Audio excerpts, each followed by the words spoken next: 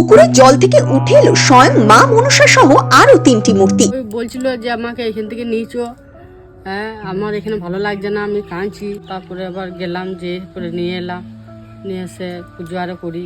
আমরা অনেক দিন থেকে বাপ দাদা আমল থেকে মা মনসার ভক্ত। আমরা মা মনসার পূজা করতাম, এখনো করি, আর যতদিন বাঁচবো করব।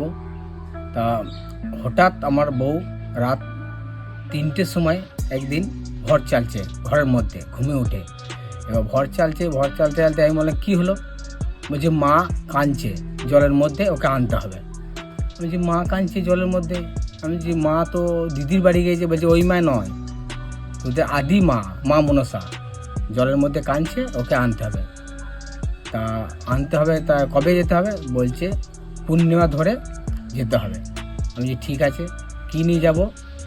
বলছে ধূপ ঢাক ধুনো নিয়ে যেতে হবে। আমি কোথায়? বলছে নন্দী পুকুরে নিয়ে। হলো মঙ্গলবার ছিল, সেদিনে পূর্ণিমা ছিল।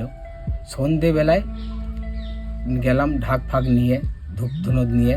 বউ গেল ভর চালতে। আরও আমাদের 2টো মেয়ে ছিল, একটা আমার ছেলে ছিল, আর একটা আমাদের মামি ছিল, 4-5 জন আরও প্রতিবেশী ছিল পাশে আশেপাশে সবাই। হঠাৎ বলছি কী ব্যাপার, কী হলো? যেরকম মা প্রথম পেয়েছি মা মনসা ওই ভাদ্র মাসে, ঠিক আছে, মা মনসা পেলাম। তার মোটামুটি 15 দিন পর মা দুর্গা। আচ্ছা, 15 দিন পর যখন পেলেন আবার কি স্বপ্ন দিয়েছিল? হ্যাঁ, আবার স্বপ্ন দিয়েছিল। প্রত্যেকবার স্বপ্ন দিয়েছে? স্বপ্ন দিয়েছিল। আর রাতের মধ্যে ভর চালছে, ভর চলে হঠাৎ লাফাচ্ছে ঝাপাচ্ছে। আমি কী ব্যাপার, ভয় খেলাম, কী হলো? তারপর বলছে না ঠিক আছে, হ্যাঁ এরকম মা যাবে, আসবে। নিয়ে আবার গেলাম, নিয়ে মা দুর্গায় নিয়ে এলাম। মা দুর্গা নিয়ে আসার পর তারপরে এলো তারা মা অমাবস্যায়।